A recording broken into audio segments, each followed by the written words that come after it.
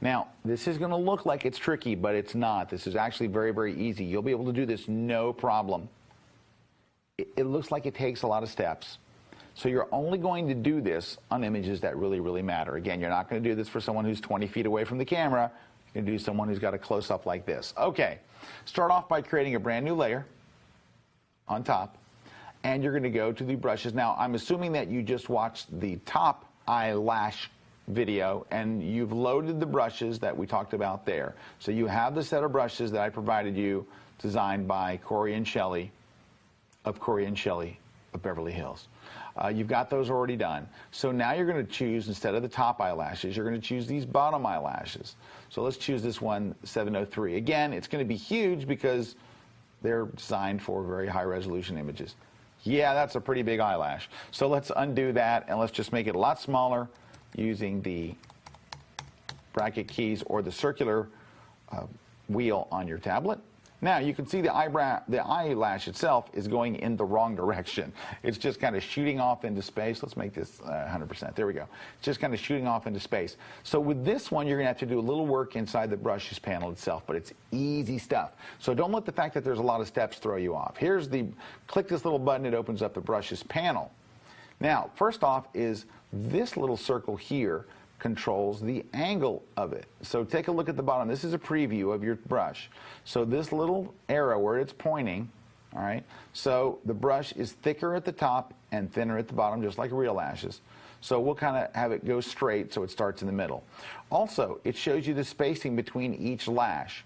So if you click and drag, it's going to put more spaces. So if you paint with it, it's either going to paint a solid line at 0 or it's going to put space between them. Let's add a little extra space between them. Now, if I were to go and paint now, all right, I'll just give you an example.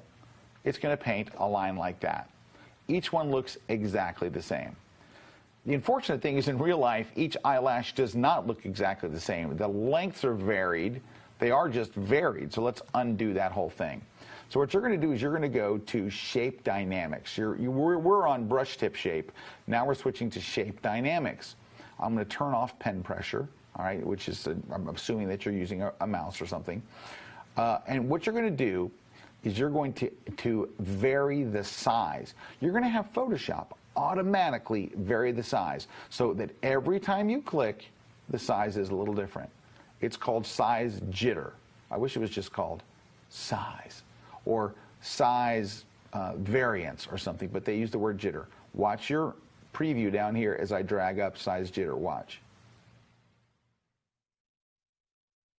See how it starts to vary the size? Now, I'm way exaggerating it, but look, every time you click, you're going to have a different size with the brush. We just want maybe around, 14 or something like that. Now, now that it'll vary them, every time I click, it's going to be a slightly different size. See how they're different sizes? All right? So that's kind of good, except for one thing. They're all the exact same angle. I also kind of need to vary the angle as well. I'm going to turn off smoothing as well. You don't want that on. All we want is Shape Dynamics. Angle jitter varies the angle a little bit. So let's just drag it to the right and watch. Look at my preview. Look at the preview. See how it's angling? So we're going to angle a little bit, maybe just 3 or 4% like that. And now we've set up the brush. We've set it up to where we've got some spacing between them. The size is going to vary a bit, and the angle is going to vary a bit. We can close this dialog box now, and you're going to make sure that your brush is small. Well, we're going to have to open up that in just a minute. I'll usually start in the middle. Now, the bottom eyelashes work like the top eyelashes. The larger ones are at this end. Smaller ones are at this end. So let's do the smaller ones first. But you know what? The angle is dead straight on, right? So instead, let's go to the brush panel. Let's open over here now. Let's go to the brush tip shape. We're going to change the angle a little bit like this. So we're over to this end. We're going to shrink the size a little bit, make it really small, and then just paint a few. And as I move over, I'm going to make the size a little bit bigger, and I'm going to move my angle a little bit too. My angle a little bit more to where you get to the middle, it's almost straight. I did kind of a hack job there, right? I turned a little too late, so do a better job when you do yours. And then go this way and make it a little bigger. And angle a little bit more. So you see how as you're moving from side to side, you're changing the angle a little bit. making their lashes bigger. So I've got my hand on the wheel, and we're just going to make it a little bigger. Boy, that is a really kind of a nasty looking set of eyelash. We're going to do the other eye. We're going to do better over there. But remember, they're on their own layer. So if you can go here and lower the opacity a little bit and have it blend in. Actually, it looks pretty good when you blend it in, but it was looking pretty harsh up here. Let's go to the other eye. Now you can do it on a separate layer or the same layer if you want. But there's something else that happened here. If you look at that, there is a problem. Well, the eyelashes go here this way, but they're supposed to flip outward there, and they're still tucked in. So here's what we're going to do. Let's get rid of this layer altogether. Let's do it right. First off, we're going to start with the eyelash small and going the right direction. Okay, over here, very small, just a couple of them. Now make it a little bigger and change the angle. So make a couple of clicks, maybe 3 clicks, bigger, and change the angle. Change the angle a little bit more, and your goal is when you get to about the middle, it should be almost straight, and it should be getting bigger. I went a little too far. You get a preview of the brush, right? You can just, before you even click, you can kind of see where it's going to go. Now here's the thing. Once you've gotten straight to the middle and your brush is almost straight like this, it really should be bending the other way as it gets larger. Go over to the brushes panel. See where it says Flip X? Click on that, and it flips your brush the other way. Now you want to make sure that the thin edges are at the bottom, so rotate this around. But look at how it's now bowing outward instead of inward. They're actually bowing this way, where before they were bowing that way. So let's start in the middle, pretty straight. And then we're going to bend it a little bit more.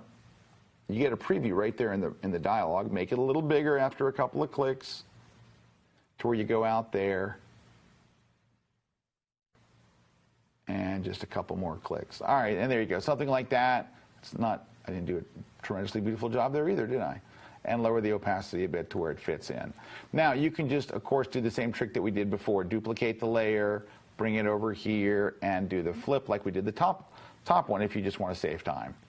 Just flip it horizontally, drag it into place, and rotate it a little bit using free transform. So if you want to do that just as a time saver, you can cheat and get away with that. And now we'll just merge all these together. Command-E, Command-E, just like I showed you before in the top lash one. And then you can see, here's all the lashes. Let's back off so you can see it a little bit better. Well, she got beautiful lashes now. Look at that. I'm fabulous. So look at that. She's got fabulous lashes. Let's lower the opacity a little bit so it blends in a little bit better. There you go. So now it's looking pretty good. So it does take a little extra time to do the bottom ones. The top one's a no-brainer, as you saw back in the top one. The bottom lashes take a little bit more work, but it's actually kind of fun. You'll probably want to take a little more time than I just did here to do it right. But at least now you know the technique.